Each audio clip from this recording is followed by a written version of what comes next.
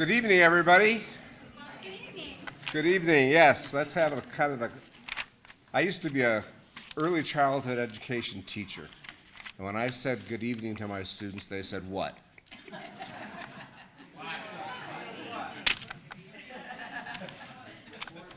I'm Ron Marks. I'm the University of Arizona's provost, and welcome to the campus store, our newly redesigned campus store. I think you all got 20% coupons. That obligates you to spend money on the way out. Very important for us. A warm welcome to those of you here in the room and those of you watching online. We're gathered tonight to celebrate the launch of a truly remarkable exhibition. You say you want the revolution, politics, and protests of the 60s, taking us back to a pivotal era in American history. I should say that when I walked in here and I looked over there, in 1964, I started college in January 1964 at California State University Northridge. At that time it was called San Fernando Valley State College. I had just gotten out of the artillery training in the U.S. Army Reserve, and I started my college career. And this whole exhibit was my youth. And it was an amazing experience. You know, the old saying of may you live in challenging times. It was really true to have lived during that era. And it obviously changed my life completely. By the way, I went to this state university. It was free, $50 a semester. We have a member of the state legislature with us today.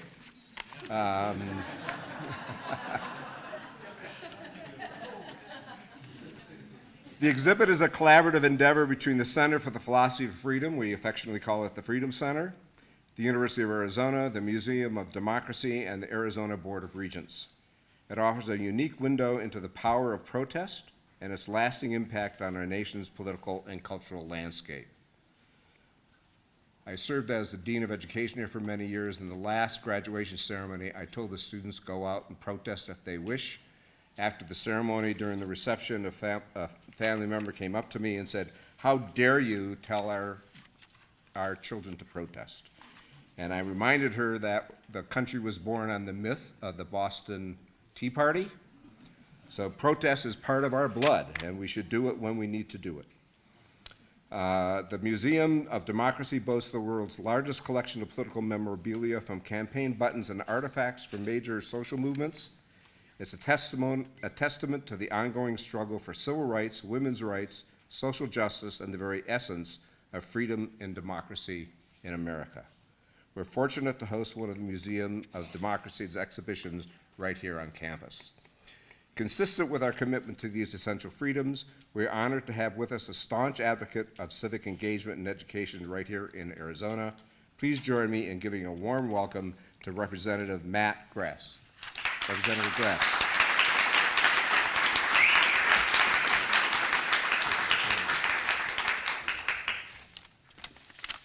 Thank you, Dr. Marks. I really appreciate that. As you can tell, I was not in college in the 1960s.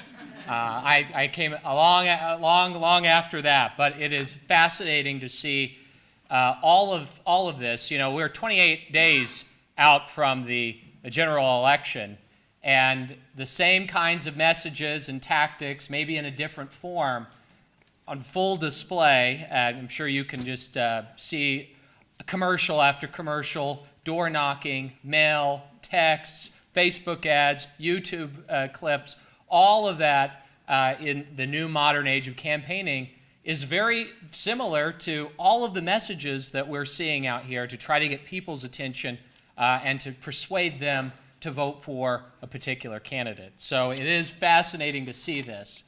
I'm proud to represent Arizona's 4th legislative district. It is a bit north from here, but it's in Scottsdale and Paradise Valley. But I'm here today because of how special this project and this initiative is, and I think it's going to pay dividends to the civic health of our state. I've heard it said that citizenship is not a skill to be learned, but a muscle to be exercised. And I believe that the University of Arizona's Center for Philosophy of Freedom is our state's premier civic gymnasium.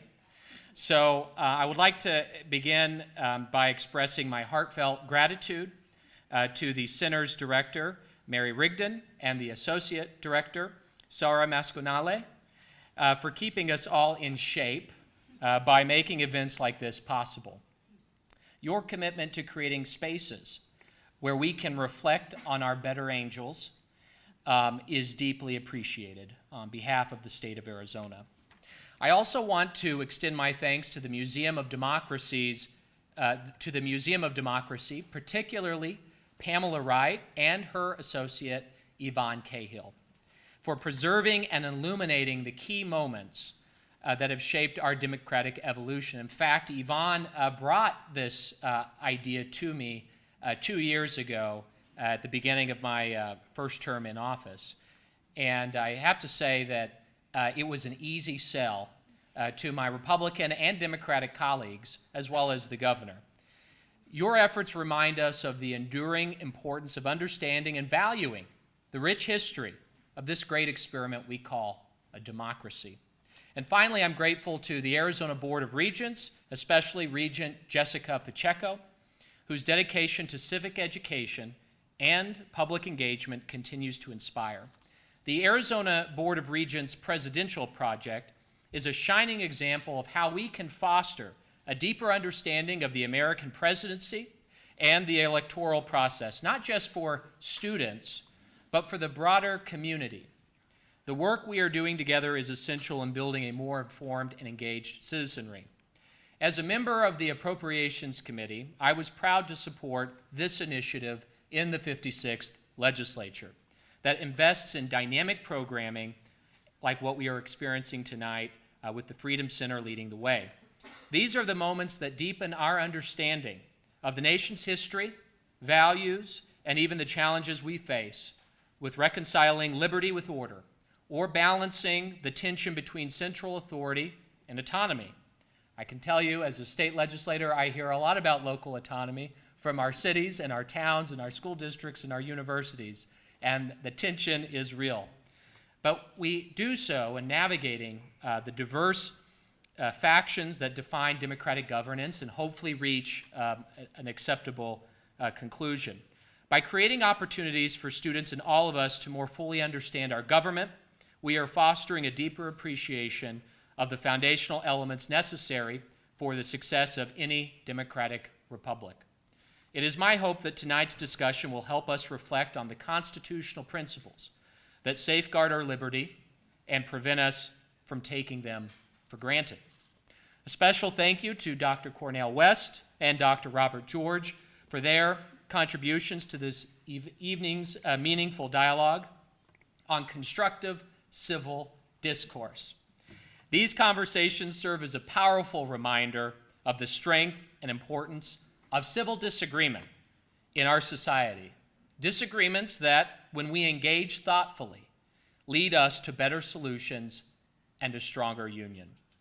Thank you for being here tonight, and I look forward to getting some of my civic push-ups for the day with an engaging and thought-provoking discussion this evening.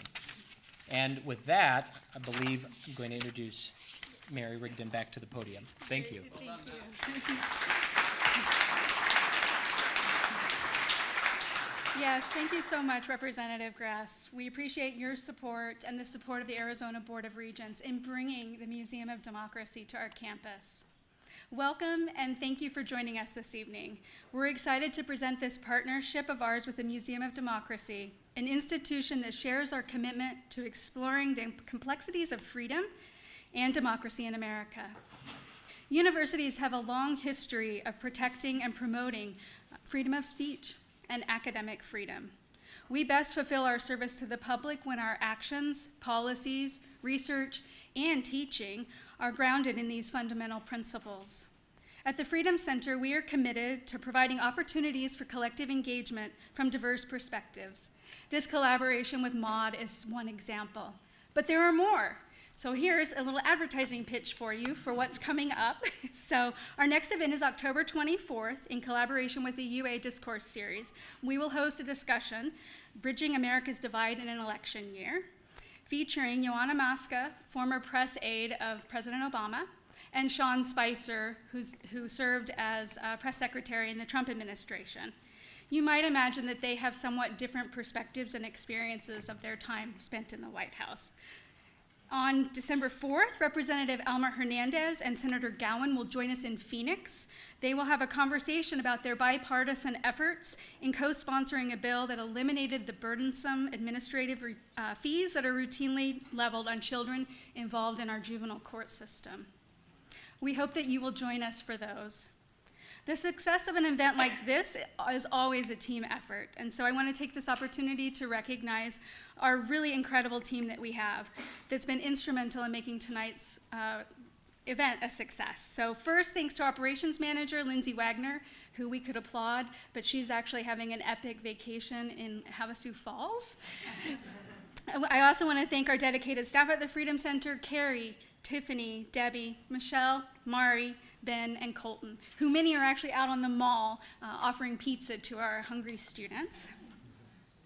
And most importantly, thank you to our Associate Director and my partner in crime, Dr. Sara Mascanali. In addition to her role in the Freedom Center, she's an assistant professor of political economy and moral science, and she's also a faculty affiliate in the James E. Rogers College of Law. She's going to give you a little sneak peek about what we're going to see today, but if the last few hours have been any indication of what tonight is going to be like, we're in for a treat. So please join me in welcoming Sara.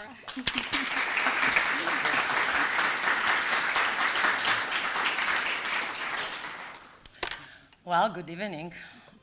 So, you know, when I see the title of this exhibition, You Say You Want a Revolution, it strikes me that revolutions are often sparked by wanting something more than we currently have.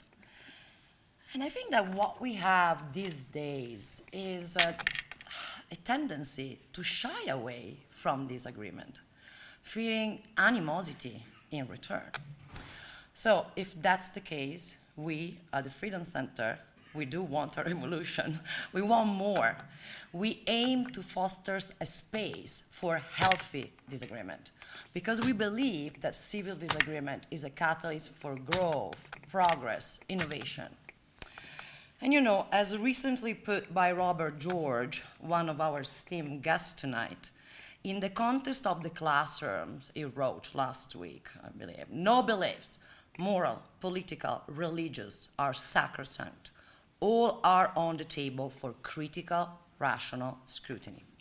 So, piggybacking on that, you can see the mission of the Freedom Center as that of creating, building a larger classroom. A classroom where there is space for all of us around and beyond campus to do just that, put things on the table for critical, rational scrutiny.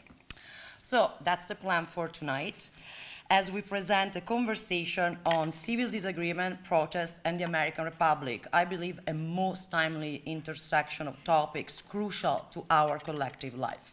Can largely expect a free-form conversation around this, which I hope will address some of the questions that you may have on the topic, on the intersection. I can anticipate the question that I would like to be addressed tonight, which concerns the relationship between freedom and responsibility in the exercise of our citizens' right to disagree and protest. I see the two as a pair. Freedom never comes alone. You always also get responsibility. And so the protests of the 60s and the 70s represented so powerfully in this exhibition were indeed about fighting for freedom, freedom from discrimination, freedom from oppression. Those who marched and demonstrated, and yes, sometimes failed jail time, they did understand that their freedom was intertwined with the responsibility to bear the consequences of their choices. These days, I don't know. Sometimes I almost have the feeling that there is a disconnect between the desire for change and the willingness to accept the responsibilities that necessarily come with enacting that change. So a friend recently told me, protesters these days expect flowers. Is this right? And if so, what explains the change? And what is happening with the campus protest movement? So I don't know if I will receive an answer to all of these questions or even any of these questions, but what I know for sure is that I will be engaged by more questions that I had not even considered before tonight. And I'm grateful for that. In fact, I'm extremely grateful to be part of a university and a state that values fostering opportunities for civil discourse, especially during times when such conversations can become more challenging. These are those times. And not just here. Around the globe, conflicts and wars continue to cause unspeakable suffering and conflict. So let me wrap up by asking you to remember those whose voices have been silenced by violence and oppression, as we are so lucky to gather here tonight in a spirit of reflection and dialogue.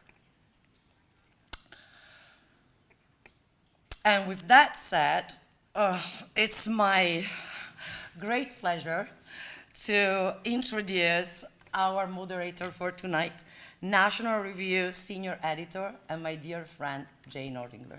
Jay?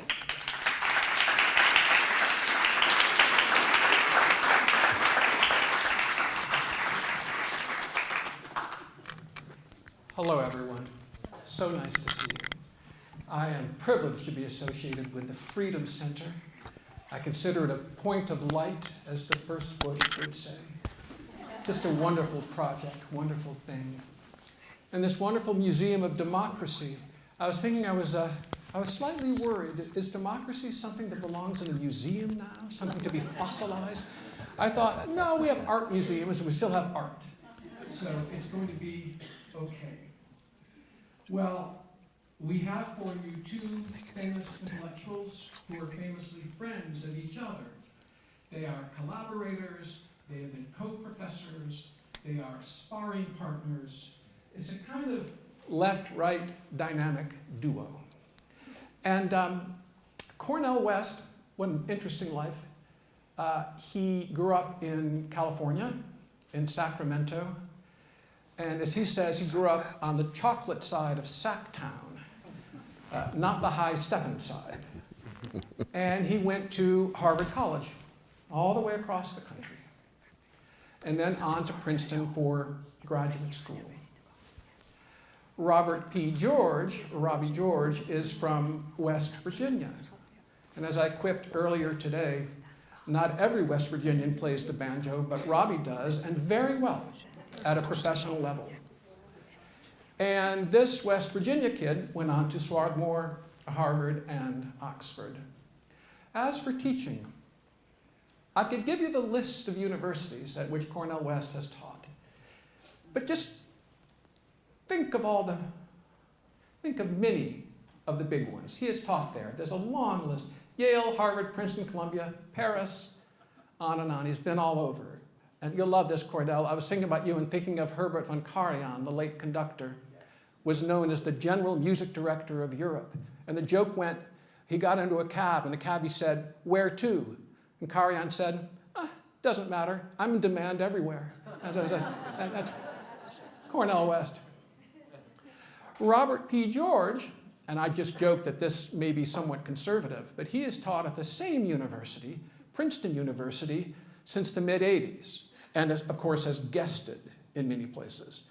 But pardon me, excuse a line that's a little bit sappy, but honestly, I feel we're all Arizona Wildcats today. I've been here several times, it's like a second home, and I have, I think, 3 U of A caps, so that must count for something.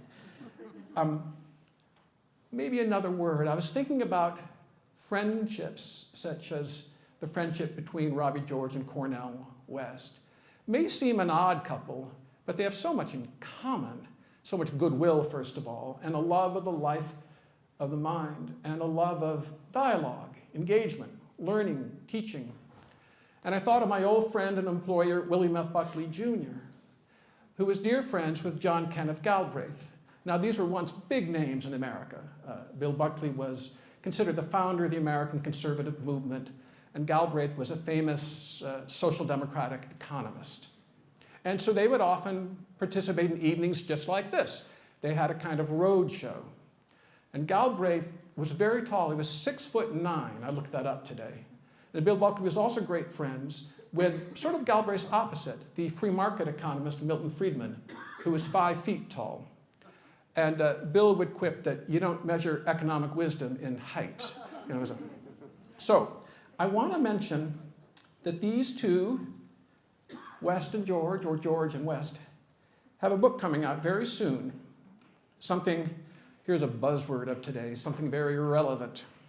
Truth Matters, a dialogue on fruitful disagreement in an age of division. So please welcome this wonderful duo, Robbie George and Cornel West.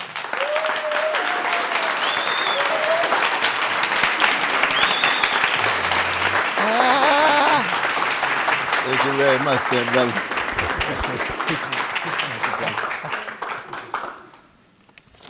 Hey guys, make yourself comfortable. Well, one of our sponsors, one of our reasons for being here, is the Museum of Democracy. There is a slippery term, democracy, used and abused. I was thinking of East Germany, which was known as the German Democratic Republic, the GDR. And the old joke went that was 3 lies in one, because it wasn't democratic, it wasn't a republic, and given rule by Moscow, it wasn't really German. And that genocidal regime in Cambodia renamed their country Democratic Kampuchea. So there's this use and abuse. I'd like to begin, I'll go in order here, by asking Professor George just a small question, one that should take 5 seconds, ha ha ha. In your view, what is democracy properly understood? A word we all use. What does it mean? Well, happy to answer that question, Jay, but first let me say what a pleasure it is to be with you. It's been a long time since we've been together, and it's great to have you as the moderator for my conversation with Brother Cornel this evening. Also, I want to say thank you to the captains of the ship. The Freedom Center is such a wonderful initiative, so important, and Dr. Mary and Dr. Sara are great leaders, and I'm just so grateful to them for this opportunity, as well as for all the great work that they do. Please join me.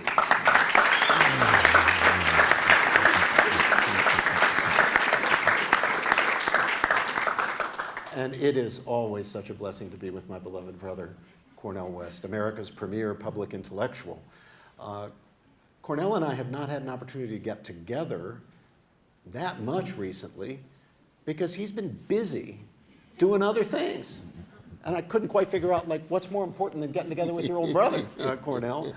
But he's out there bearing witness and speaking his mind and setting an example of candor and integrity and honesty for everybody, an example that we are desperately in need of. Jay, on to democracy. That was a term that our founding fathers not only did not favor, but positively disfavored. Why? For Madison, for Hamilton, for Jay, for our founders, democracy connoted what we would today call direct democracy. That is, the immediate will of the people, or the will of the people immediately being realized. And our founders, because they took human nature seriously and understood human nature, they were students of human nature, knew that that was a recipe for disaster. That direct democracy could quickly turn into what they called mobocracy. Passion could overwhelm reason, because that's what happens with frail, fallen, fallible creatures like ourselves. And when passion overwhelms reason, bad stuff happens. Injustices happen. People do things in the heat of passion that they come to regret. And Republican government, as they preferred to call it, had often been tried and always failed, and when it was always destroyed by the same thing, faction, which was the fruit of passion. And so they said, no, we don't want a democracy. That's the wrong way to go. After all, it was democracy, a democracy that murdered Socrates. We want a republic. Now, what did they mean by a republic? Lincoln at Gettysburg, 77 years later, would, in that great prayer with which he ended the address, pray that this nation under God will have a new birth of freedom and government of the people, by the people, and for the people, shall not perish from the earth. Well, all government is government of the people. All good government is government for the people, even the government of a benign despot. If the despot is benign, he will rule not in the interest of his party or clan or class or group or family or in his self-interest, but rather rule for the sake of the people. No, what makes Republican government is government by the people. Not just of the people, not just for the people, government by the people. Today, Jay, we use the term democracy to mean what our founding fathers meant by republic. That is government by the people, but a government that puts into place, I learned a new word today, guardrails that block passion from being the motive that will cause people to act in a way that will destroy Republican government itself. And so our constitutional system, quite deliberately and self-consciously, puts into place structural constraints on the exercise of power to make sure that nobody has unchecked power in this democratic or Republican regime. And anybody who holds power is accountable ultimately to the people. So when in civics class in high school, you learned about our system of checks and balances, or maybe in your constitutional law class here at Arizona State or at the wonderful Freedom Center, you learned about federalism. Those are principles put into the Constitution self-consciously by our founders to make sure that Republican democracy, as we might now call it, will, to quote Lincoln again, long endure. So, Jay, that's what democracy means to me. It doesn't mean direct democracy. It doesn't mean that the people's will is instantiated immediately in action. That can be catastrophic, including for democracy. No, it means a situation, an arrangement, a constitutional system in which ultimately the people rule, but where constitutional structural constraints check and channel power. Absolutely. Cornel West, have at it. Absolutely. I want to thank you, Brother Jay, for the very kind and generous introduction. And I want to begin by saluting the new president. I know he's fresh from Vermont, and I met him up there, and I got a chance to holler at him briefly today. Brother Zurash, I think it is a correct pronunciation of his name. He and his beloved wife. Brother Ron Provost, I want to acknowledge. Fascinating last name, Marks. Appreciate that, Brother Ron. Brother Matt, it's been a wonderful time spending in dialogical engagement with you and the work that you do in the State House, man. And this dynamic duo here, it's such a Mary and Sarah. I mean, it's and I very much salute both the work you're trying to do and keep in mind it's the center of the philosophy of freedom. See, people say freedom center. No, philosophia, love of wisdom and its relation to freedom. Is that fair? That's fair characterization? Absolutely. And then anytime I get a chance to spend time with this brother, oh, Brother Robert, we go back over 20-some years. I have a very deep love for this brother. And you know, love is not reducible to politics. I have a profound respect for him. And respect is not reducible just to agreement on public policy. That he's like family. His family is part of my family. My family is part of his family. And even when he's wrong, I still love him and try to push him. He pushes me because I not just can be, I have been wrong. And we have to begin with this spirit of humility and even sense of humor that can lead toward a deep sense of humanity. And I think that's very, very important. I think anytime we talk about democracy, we have to begin with the backdrop. That most of human history is a history of organized greed and weaponized hatred and institutionalized indifference to the vulnerable. It's the history of kings and queens and suzerains and unaccountable elites that believe that those sly stone called everyday people are nobodies. Based on color, gender, class, region, religion. We human beings are a wretched species. Am I coming through all right? Oh, yeah, you come through loud and clear. No, I want to make sure. You sounded like Madison in the 10th Federalist paper on human Madison nature. was a good Presbyterian. Yes, he was. Right there at Princeton, coming over from Scotland. But the good news is, of course, is that we're not just wretched. Wretchedness doesn't have to have the last word. When Hegel says that history is a slaughterhouse, and when Edwin Gibbons says that history is a register of human crimes and follies, that does not have to be the conclusion. That's the challenge. But you have to work through the greed and the hatred and the contempt and the fear and the envy and the resentment. We can go on and on and on. It's just like reading Dante's Inferno. All the vices, which envy is probably the most odious other than the hatred. Why is that important? Because democracy is a moment of interruption in the dominant tendencies of the species. That's why democracies are so rare in human history, and they tend not to last that long, because it takes tremendous courage to cultivate the virtues required to create moments of interruption. So even when you talk about revolution, we tend these days to associate it with only a political act and often associated with violence. But no. There's revolution at the center of Plato's Republic. It's the turning of the soul. It's the shift from the superficial things to the substantial things. It's the shift from being titillated and stimulated and distracted and addicted to caring and nurturing and kind and gentle self-criticism and criticism of others. So when I think of democracy, I think to myself, wow, what an unbelievable challenge to create moments of interruption, usually taking the form of spiritual and moral awakening with political consequences. And that's what the 1960s was. See, Martin Luther King Jr. is not first and foremost a civil rights activist at all. He's a human being who decided to choose love in the face of vicious hatred coming at him.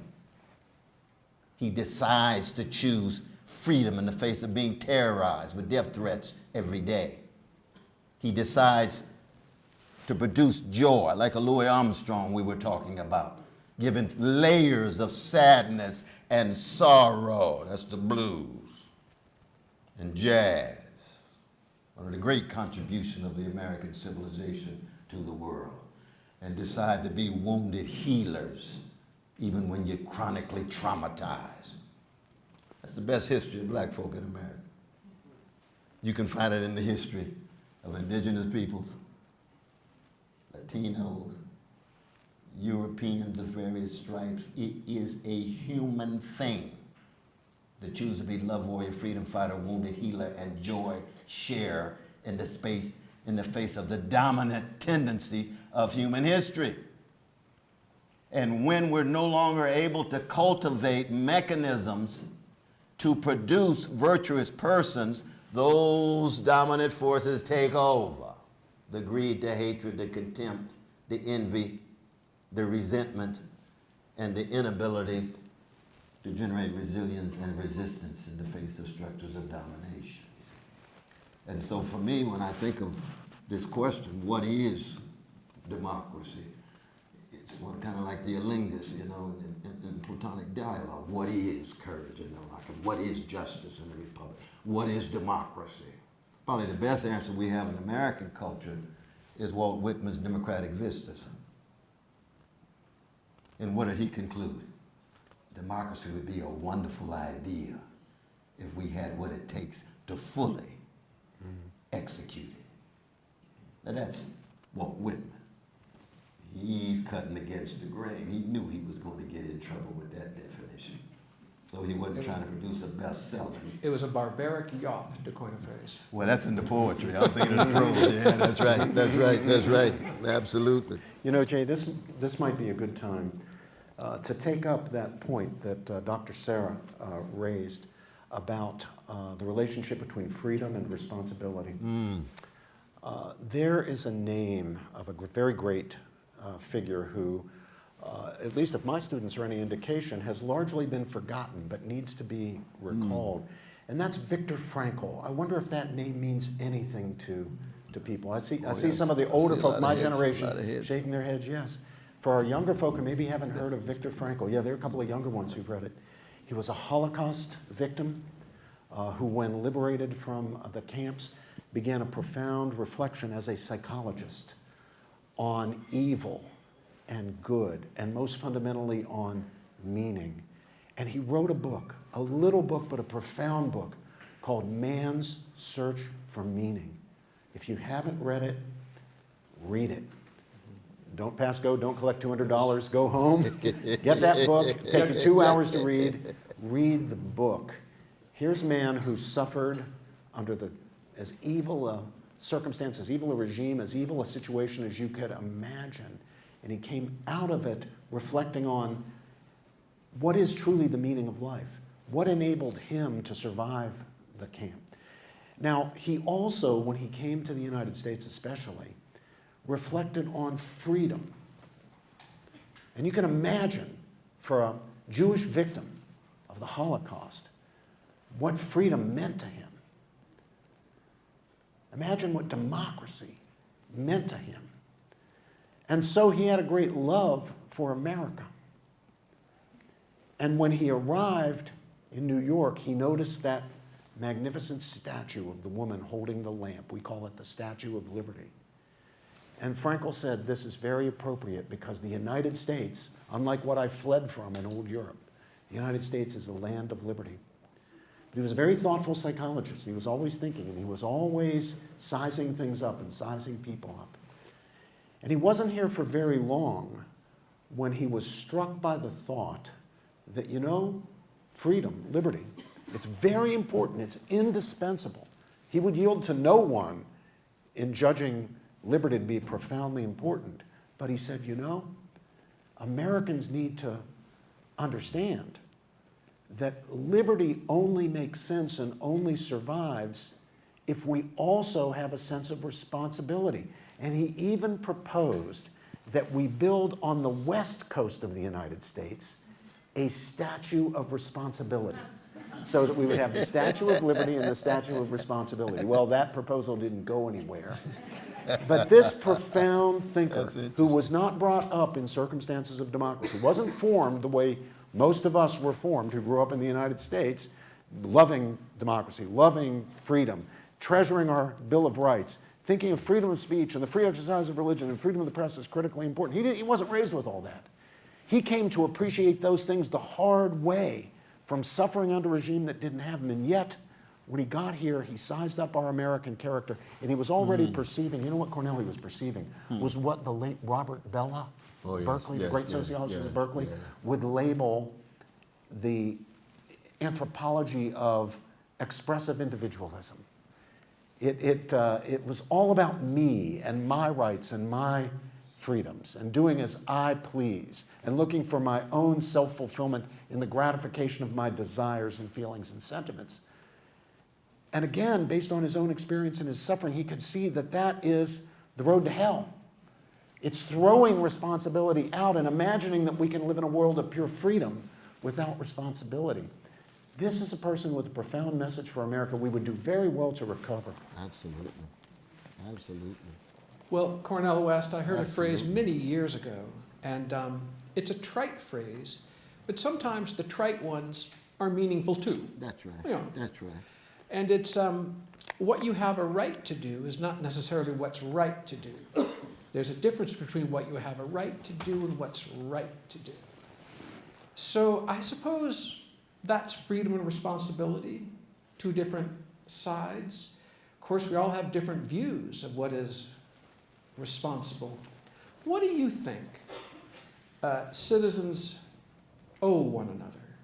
Just broadly, what do we owe one another? Whether we're required to do it or not. It's a wonderful question. It's a wonderful question. I had a dear teacher, still alive. His name is Tim Scanlon. Taught at Harvard for 25 years. He was on my dissertation committee. Wrote a book called What We Owe to Others. It's a powerful text. But he's a philosopher. I don't begin with philosophers. I think Vico was right. You begin with the poets before you get to the philosophers. Rational discourse comes after the metaphoric and even the sonic with the musicians. Because the philosophers are so obsessed with rational coherence and logical consistency, whereas the artists begin with the vague, the indeterminate, the oblique, the ambiguous, the incongruous, the contradictory. That's what life is. We're all living in the midst of contradictions, incongruities, inconsistencies in our own lives, on the battlefield of our own souls, and in our larger society. So I'm not trashing philosophy. I'm still glad you have it in the title there. But I don't want philosophers to feel as if we must begin with them. Plato says that traditional quarrel between poets and philosophers, between he and Homer. There is no Plato without Homer. And when it comes to America, there is no American philosophers, even going back to Madison, even going back to Jefferson, all the way to John Dewey, without the musicians and the poets. What am I saying? I'm saying, in fact, when we look at a word like responsibility, that means the ability to respond. If you're wrestling with nihilism, hopelessness, meaninglessness, lovelessness, touchlessness, you've lost the ability to respond. You look at the body politics of America, the 90 million fellow citizens refuse to vote. Even in an election, people are saying this is the most important election in the history of my life. They're refusing to respond. What's going on, as Marvin Gaye would say? What is going on? Well, you have to have some spiritual and moral grounds rooted in dynamic traditions of virtue to cultivate people's willingness to want to cultivate the ability to respond. Or there'll never be responsibility. We were talking before. What did Thrasymachus, what do Ivan Karamazov, what does Hamlet, what does Billy Budd, Melville's Billy Budd with Glaggart, all share? The inability to love truth, to love beauty, to love something bigger than their narcissistic selves, to love something bigger than their hedonistic selves, to love something bigger than their tribalistic allegiances. Well, the best of religions come along and say, you've got to get beyond yourself and your tribe and your nation. There's something called humanity. There's something called a God bigger than you that tries to tease out of you all of the wretchedness that has been poured into you. And how do you do that? That's what spiritual and moral awakenings are. And 1776 was a moral and spiritual awakening as well as a political revolution. The 1960s was a moral and spiritual awakening as well as a certain kind of second American Reconstruction. We won't go into all of that, but it was a kind of revolution in terms of sharing of power. That's what revolution is. It's a sharing of power. It's a sharing of resources. And it's a sharing of being recognized as a human being. And what Brother Robbie and I share deeply is, as Christians, an unshakable conviction that each and every human being has a dignity and a sanctity owing to them being made in the image and likeness of a loving God. And no political system, no culture can ever suffocate that and snuff it out. And when you have a deep conviction in that way, it means that you have to always try to create situations in which people could have the ability to respond, the ability to love. There is no philosophy without mustering the courage to have a love of wisdom. That's what Socrates enacts. But what else does Socrates miss? He never cries, he never sheds a tear. What does that mean? He never loved anybody. Anybody who's never shed a tear has never loved anybody. You love principles. You love wisdom. Xantippe comes in when he's on his deathbed and starts crying. What does he say? Please remove her, remove her. I can't stand the tears. Come on, Socrates, she's your wife, man. Yeah. Attend to the boys. Now, come on. At your mama's funeral, don't be ashamed if you shed tears. Because it's not about Socratic self-mastery at that point. It's about surrendering to something deeper than you. That's why Jesus wept. That's why Jeremiah wept. That's why Martin King, Fannie Lou Hamer wept. That's why you hear the weeping in the horn of a Louis Armstrong. Or Curtis Mayfield with his guitar. And Bruce Springsteen on the vanilla side of town. Because he's a blues man too. When you hear it in Samuel Beckett, he's a blues man from Ireland. The tears flowing because you love so much. And you're not just loving wisdom, you're loving people. That's what spiritual and moral awakenings are about. And there is no democratic tradition without those dimensions before you even get to it talks about public policy and so forth and so on. And that's very important. And these days, the moral and the spiritual have been so completely pushed aside that all you get is just polarized interest groups. All you get is the clashing of egos. All you get is too much greed and making money. All you get is careerism and opportunism and who's number one and who's number two. And the 10 commandments pushed aside and the 11th commandment becomes central, thou shalt not get caught. Get over by any means. Be successful by any means. What about moral and spiritual greatness? Socrates, Jesus, Martin King, Fannie Lou Hamer, Rabbi Heschel, Edward Said. They were morally and spiritually great. Why? Because they had a courage to tell the truth and seek justice in their fallible way, and you often get crushed. It's cruciform when you opt for that kind of quest for love of wisdom, love of truth, love of beauty, and so forth. And so Robbie and I are deeply, deeply committed, even given our different political differences and what have you, to these deeper spiritual and moral truths that are required even before we begin to jump into some of the wrestling over public policy. Is that a fair characterization of what we try to do? It is. Now, at this point in the conversation, I usually rush to the defense of philosophy. Yeah, we end up with a conversation in which I'm defending Aristotle and the great Aristotelian St. Thomas Aquinas, and Brother Cornel's defending and invoking St. Augustine and Kierkegaard. And then the conversation goes on for like that for about 6.5 hours.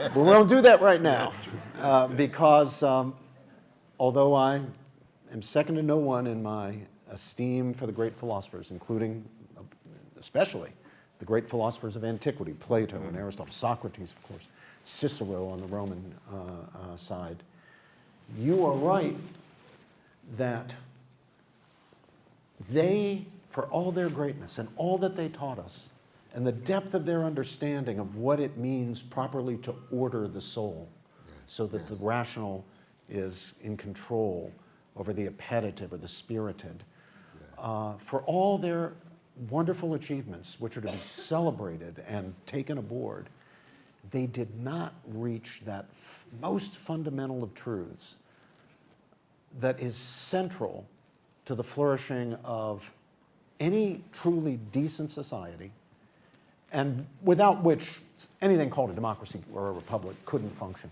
And that is the principle of the profound, inherent, and equal dignity of each and every member of the human family. Now, to play to my stereotype, I am willing to defend that principle on the basis of reason. And I don't think we need appeal simply to revelation. And yet I must concede that in our culture we have that because of the revelation to the Hebrew people. It's that great Jewish insight, that great teaching, very first chapter, the very first book of the Bible, that the human being, unlike the brute animals, and though made of the mere dust of the earth, mortal, fallible human beings, are nevertheless made in the very image and likeness of, as Cornel says, a loving and merciful God, the divine creator and ruler of all it is. And this goes to the question, Jay, of what we owe each other. What we most fundamentally owe each other is respect for the inherent and equal dignity of each and every member of the human family. This is why, ultimately, we cannot be tribalists. It's fine to have communities. It's fine to have ethnic communities, political communities, all sorts of different communities. That's good, so long as it does not degenerate into a mentality of tribalism that views us as bearers of inherent dignity, but others as not, as mere instruments or tools. The principle of the inherent dignity of an equal dignity of each and every member of the human family means that everybody must be treated as an end and not a means only. Here, of course, I'm invoking that formulation of Kant's categorical imperative, treat humanity, whether in the person of yourself or another, always as an end and never as a means only. That's fundamentally what we owe each other. Now, the problem is, as Cornel has already pointed out, from that very abstract principle, even sincere adherence to it will reach different conclusions about what it concretely means in certain sorts of circumstances. And that's why we have legitimate differences of opinion among reasonable men and women of goodwill, even about important questions, even about life and death questions. That's the human condition. Simply affirming, even fully, not merely notionally, even in our hearts, the profound inherent and equal dignity of each and every member of the human family isn't going to enable us to reach the same conclusions about what we should do as communities of civil society, or for that matter, as political communities. And that means we have to respect those reasonable differences of opinion. It doesn't mean that we yield our view. It doesn't mean that we don't fight for what we believe in. Neither Cornel nor I would ever say, don't have convictions. Yes, have convictions, but have convictions knowing, and again, not merely saying it notionally, but deeply understanding one's own fallibility, with humility, knowing I can be wrong, and I can be wrong not only about the minor, superficial, trivial things of life. I may be wrong about the most important, profound issues of life, the great issues of meaning and value, the great questions that divide reasonable people of goodwill today. And that means we always have to be willing to listen to the other side. Don't have to agree. We can challenge. We should challenge. If we don't agree, challenge. But respectfully, civilly, as it were, with a genuine truth-seeking spirit where we're trying to learn together. When we do that, there's something more fundamental than our disagreements, however profound they are, and that is our shared commitment to the truth. Two truth seekers, different places on the political spectrum, different religions, different views about important questions, are nevertheless bound together by that common commitment to the truth. And that conversation between them is a conversation in which no one's trying to beat the other guy. You're not arguing for victory. You're not trying to win. You're trying to get at the truth of things by challenging and being challenged. You're in a common project with a common goal, a common good. And that's what we owe each other, and that's what we're missing today. The spirit of tribalism is everywhere. We divide the world up into good guys like us and bad guys like anybody who's not like us. Our tribe, our party, our clan, our group, and the other guys are outsiders. They're idiots, they're nincompoops, they're boobs, they're elitists, they're bigots, they're fools, you name it. And there's a lack of recognition of A, the common humanity that we share, and B, the common fallibility that we share.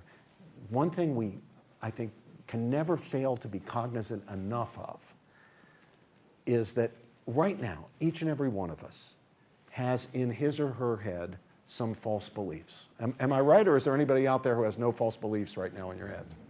No. We all recognize, if we force ourselves to think about it, that we believe some things that are false. Now, are we guaranteed that the false beliefs are only about trivial matters? We have no false beliefs about the big important matters? No. We know we can be and probably are wrong about some really important matters. So you might say, well, look, why go around with false beliefs in your head? That's dumb. You should have true beliefs in your head. Why don't you swap out your false beliefs for true beliefs? Well, the answer to that question is because we don't know which ones the false ones are. Now, let me tell you something. You know how we'll never know which ones the false ones are, so we can't swap them out for true ones? If we shut down somebody who challenges us. If we take away his freedom of speech. Or if we allow him to speak but don't listen. Don't engage him in a truth-seeking spirit. Don't consider the possibility that he might be right and we might be wrong. Don't allow ourselves to be challenged. And at universities, above all places, we should be open and willing to be challenged. And we should rebel if we're not being challenged. If we're hearing the same thing in all our classes from all our professors and from our fellow students, if there's an orthodoxy, a dogma that's prevailing on the campus and isn't being challenged, we should regard ourselves as not actually getting what we're paying for in a university. We are here, or should be here, to be challenged. All those views, as Dr. Mary said, need to be on the table for critical scrutiny. That's right. Please, go ahead and applaud. I know you want to, yes.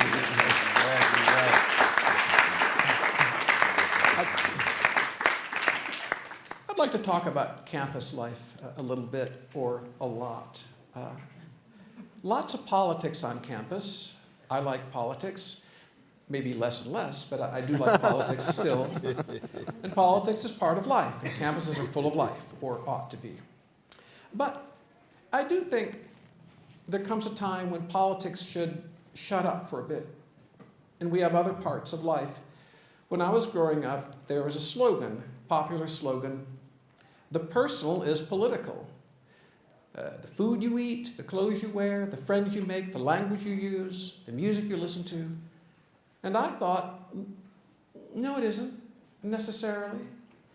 There ought to be a sphere that is, if not apolitical, at least relatively free of politics. And yet we all know people, pass the salt. Today is Tuesday. There's some political response. I'll shut up in a minute, but a couple more thoughts for you all to play with. There's a famous expression in the 1960s that campuses were hotbeds of social unrest. When I was in college in the 1980s, Abby Hoffman, the famous yippie activist, complained, "Campuses are hotbeds of social unrest." That was a great condemnation. And I thought, that's not so bad. In my view, college years ought to be a time of learning, discovery, exploration, finding things out, kicking the tires, listening, trying things out, auditioning. I often say to students that there's a line that flight attendants use when you're landing or just have landed, I can't remember, but the line goes, "Be careful when opening overhead bins, luggage may have shifted in transit."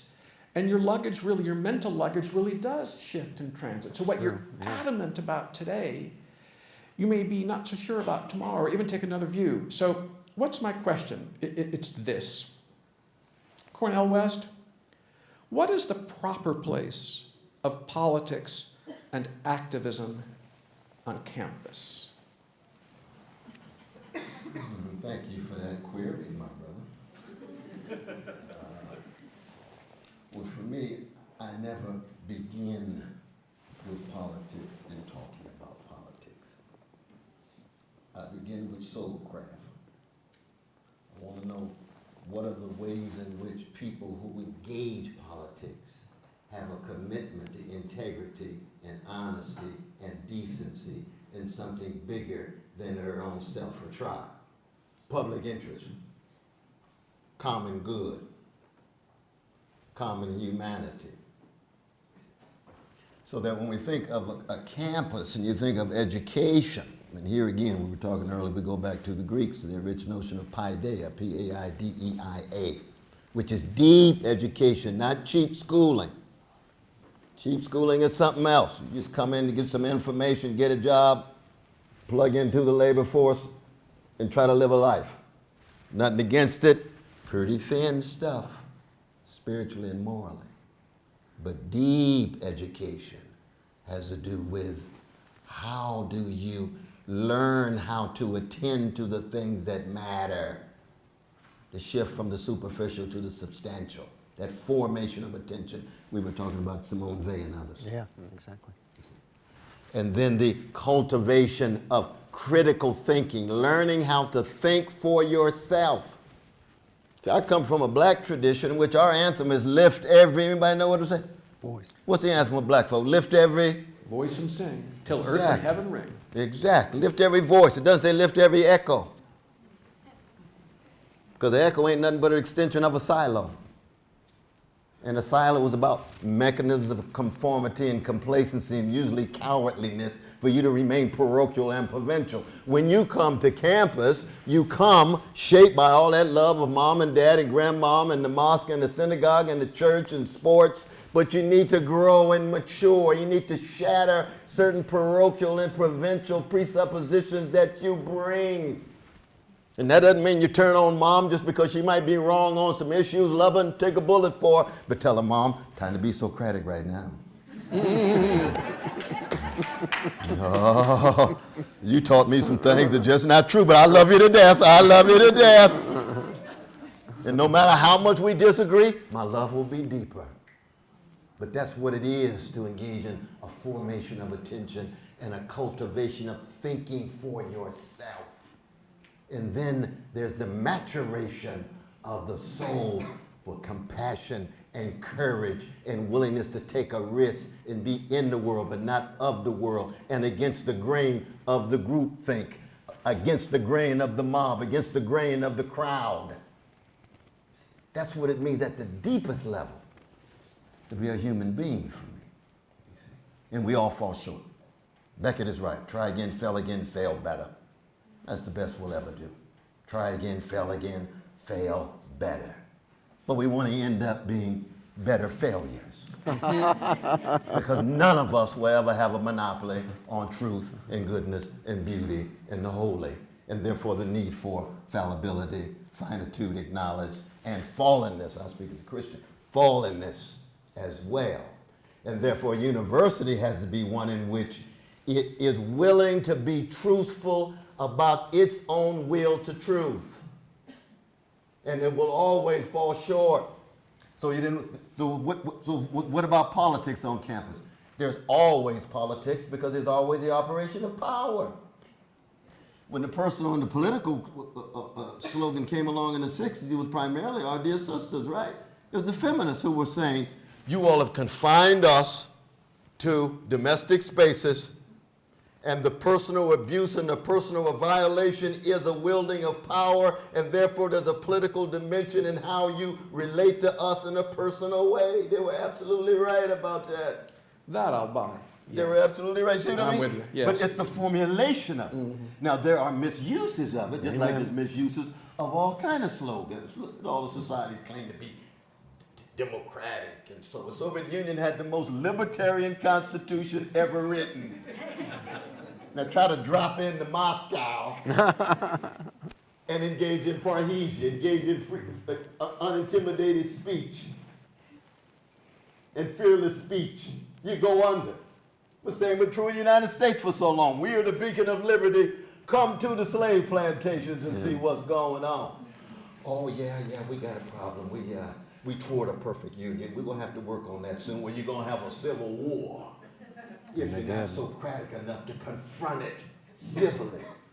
Because JFK was right, when you make nonviolent revolution impossible, you tend to make violent revolution inevitable. And that's JFK, and he has no monopoly on wisdom either, but he's got some important things to say. Very important things to say. So there's always a political dimension in terms of operation of power, but when politics becomes a sole or fundamental focus, then you're going to get contemptuous engagement in forms of polarization. So it's very difficult to enter that public space without humiliation and engage in respectful dialogue. And it's got to be even deeper than civility. Civility's too thin for me. Me and Brother Robbie don't have civil discourse. I love him too much for that. We have deeply loving and respectful disagreement, recognizing we can learn from one another and point out when I'm wrong or he's wrong because it's bigger than us. And then we go off. And I'm a Baptist, I have cognac, and he's Catholic, so he has wine. Then we go off and drink together. See? Because there's a level of our humanity that we can revel in even when we disagree. Question for you, Cornel. Yes, yes, yes.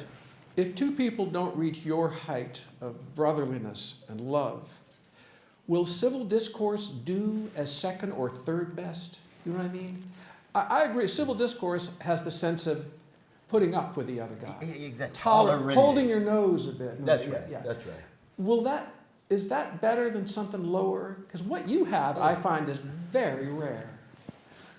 Well, I think that all of the folk in this audience have it in different forms. It's true. I mean, you think at Thanksgiving dinner, everybody around the table doesn't politically agree, and they don't disagree on the turkey. You got a family there. And the family is cultivated ways in which you relate to each other with trust and love, no matter what the political disagreements are. Robbie, what say you? So sometimes people think of civility as basically this. Civil discourse means I stop talking to let you who disagree with me talk, and I don't interrupt you, and I don't hit you, and I don't ask for you to be arrested for a thought crime or a speech crime. But I might be tuning out, thinking about what I'm going to have for dinner, thinking about what I have to do next week, not actually listening. Or formulating your own response. Yeah, I've been guilty of Or that. simply formulating your own response without listening in a truth-seeking spirit, trying to see if you can learn. For me, the rich conception of civility is when two people engage each other in a truth-seeking spirit where the object is not victory. The object is getting at the truth of things, recognizing that I might be wrong or partially wrong, he might be right or partially right, and together, hearing the best arguments that we can formulate on the competing sides. We may not reach agreement, but that's not the goal.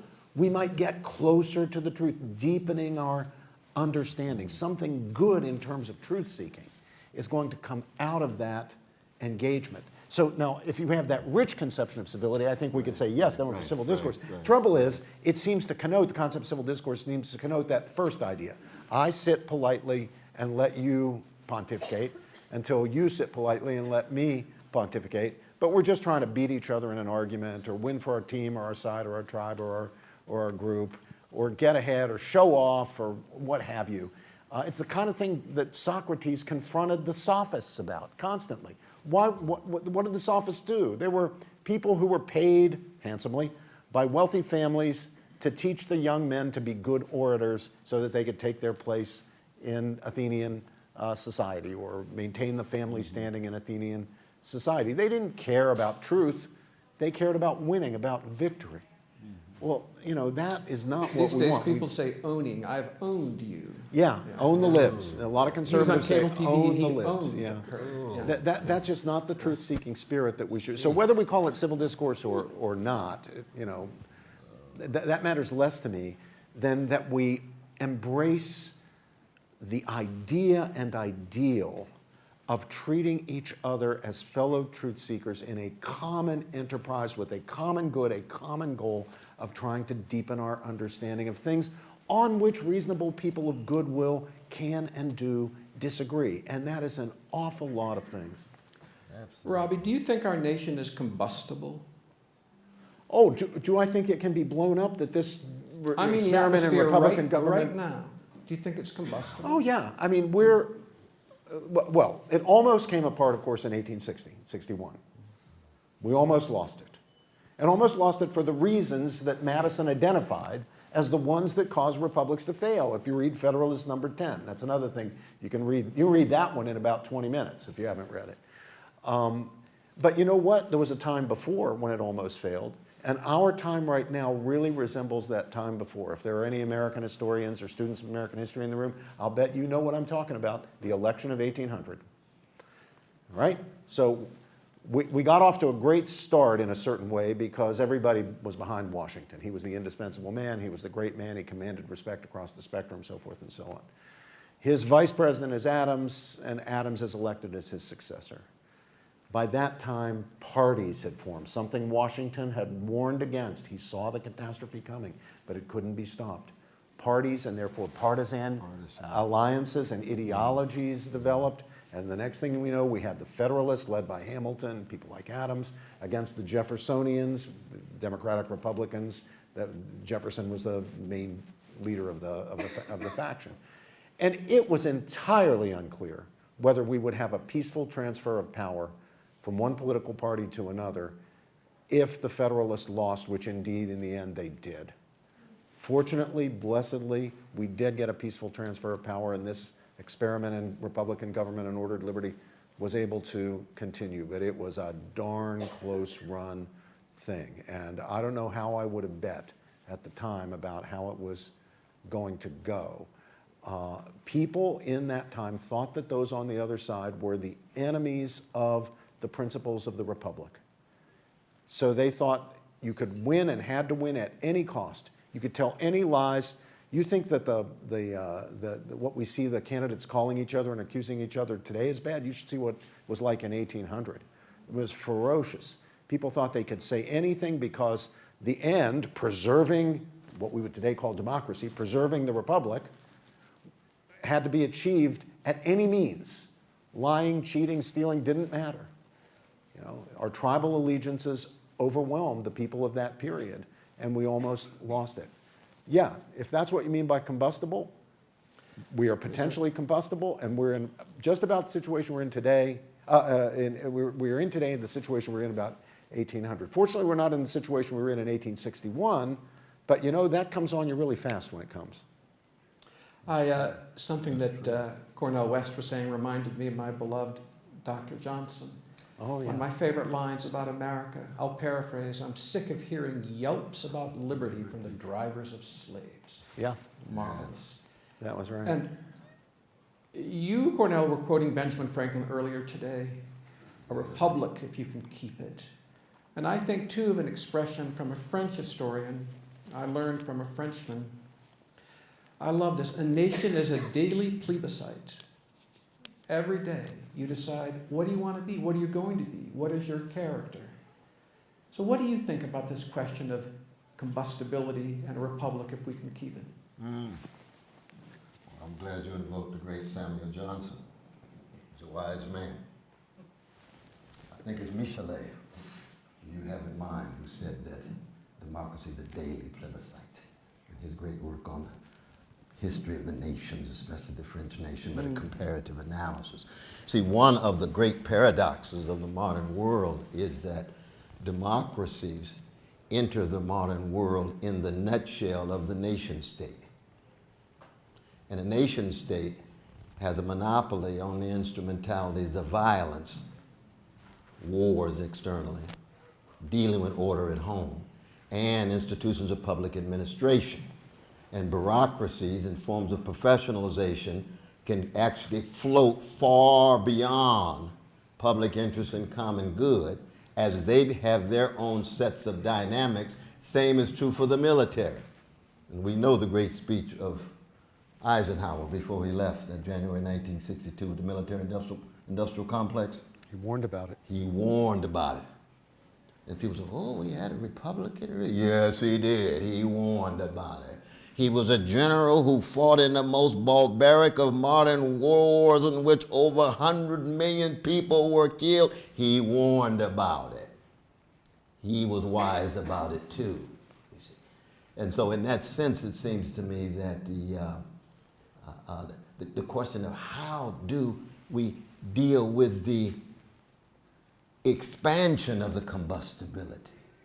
See, I've taught in prisons for 47 years. I've been blessed to teach in prisons for 47 years. And prisons are the underside of American democracy. When I first started teaching in prisons, there were about 200,000. Now it's over 2 million. 25% of it incorporated on the earth are in American prisons. We're only 4% of the population on the earth. And so many of them are chocolate, black and brown, indigenous, poor, white, working class white. And you've got some white collar folk, but small slice, small slice. For them, America's already been combustible. Their lives have already been shattered. Some of them had to take responsibility for certain acts. Many of them in there, nonviolent crime, for drugs and so forth, but still went to jail. But on other sides of town, folks are flying high in the friendly sky and don't worry about the police. So you got differential treatment taking place. So combustibility is a contextual manner. We were talking before about for many years ago when Robbie and I were teaching, 4% of our students wrestling with depression. Now it's 42%, at least at Princeton. I don't know. I know it's probably much less here in Arizona. You all got strong armors here on the ground. But that's a form of combustibility too. There's an existential kind of combustibility. There's a spiritual kind of combustibility, you see. Loss of purpose, loss of meaning, loss of self-confidence, loss of self-trust, loss of self-esteem. That can be combustible. And it has coalescing effects for the larger society. And because America is the most powerful empire in the history of the world, not just the present, but the history of the world, it has effects around the world. In the Middle East, in Asia, in Latin America. If you don't generate people with virtue and courage and vision, they can end up generating forms of policy that have little to do with the distinctive dignity and sanctity of individuals. It's just about Thrasymachus. Might makes right, power, power, power. So that when I think of combustibility, I think of the escalation of it, the way it becomes more entrenched. And then, boom, it takes over. In the Civil War that we're talking about, how many people died? 750,000 folks, each life precious. More than all the foreign wars combined. Exactly. And Men, a population of 29 million. We Think have of what a about- percentage of the population. Ooh, that's What a a- good point too. It's a good point too. Yeah. A rotten thing. We have about 3 minutes left. Oh, And I want to put this to you too. What makes a good teacher?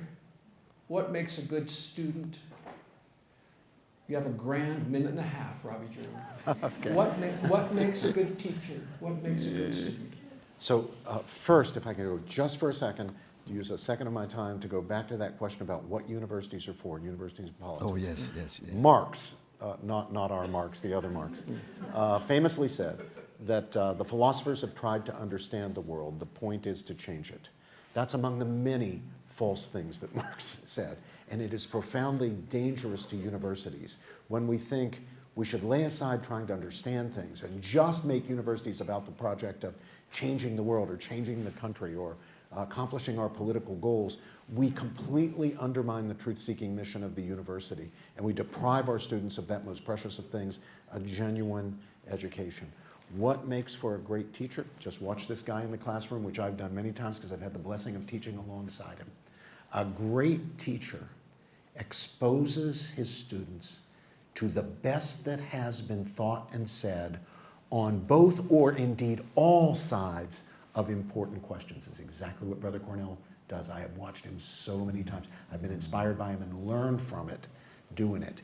And that kind of a teacher is going to challenge a student, whether that student is right, left, or center, whether that student agrees with the professor or not. That student is never going to get away with just pleasing the professor by mouthing back to the professor what he thinks the professor thinks, even if he's right about what the professor's view is.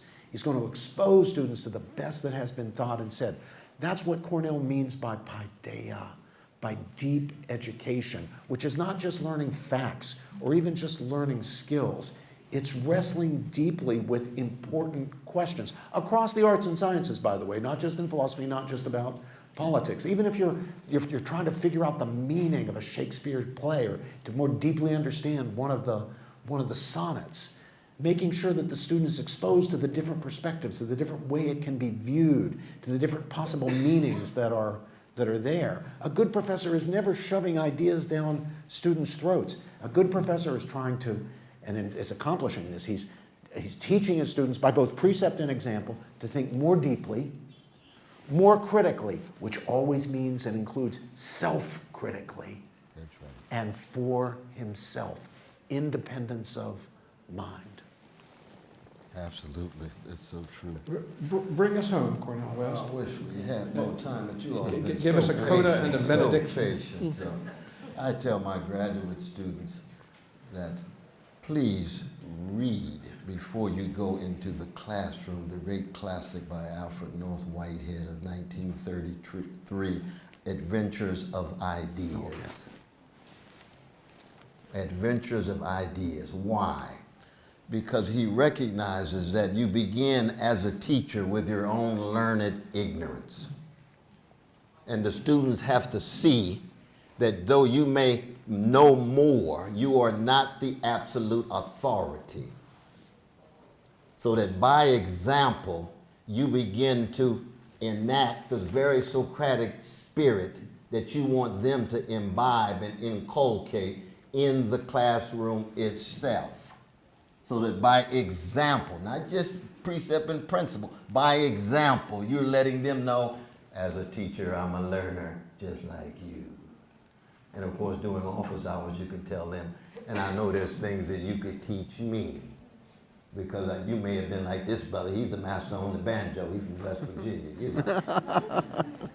And he could teach a whole lot of folks something on the banjo, not just philosophy, not just being a great legal theorist and a masterful teacher. So it opens the students up to understanding the life of the mind as an adventure. And there is great joy, not just pleasure. You already live in a culture of joyless quest for insatiable pleasures. I'm talking about joy, not just pleasure. The joys of learning, and not just learning as a cognitive activity to being smart. We tell our students what? Let the phones be smart, you be wise. Got a whole culture of smartness that is superficial and so empty, and everybody wants to see who's the smartest in the world, just like they want to see who's the richest in the world. I'm not impressed. Give me Jesus and Socrates and Martin King and Fannie Lou Hamer, Dorothy Day and Rabbi Etzel. That's what greatness is. That's different than just smartness and success and big money. So you imbibe that in the classroom. Then say, now let's look at the text, and I want you to do a close reading, which means I want you to be disciplined when you go home. Turn some of that internet off. Turn some of that superficial stuff off. Read these texts and come back and let me know what you think, because we're going to have a good time. All right.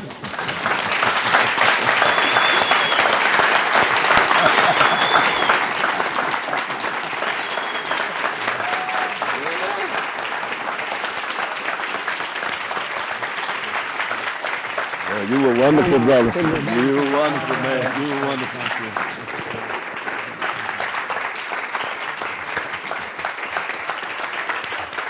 God bless you. God bless you. God bless you. How you doing, my brother? Good to see you, man. God bless you, my brother. Good to see you. So thank you, Jay, thank you, Dr. Brett. Oh, hang on, Mary, hang on a quick sec. Get a chance to get in along, man. You always magnificent. Tonight, I wanted to alert you that there is food and drink, as well as continuing conversation. How are we doing here? outside this So is it 7 o'clock? Yeah, okay. You're heading out at what time? Thank you. Thanks, Mary.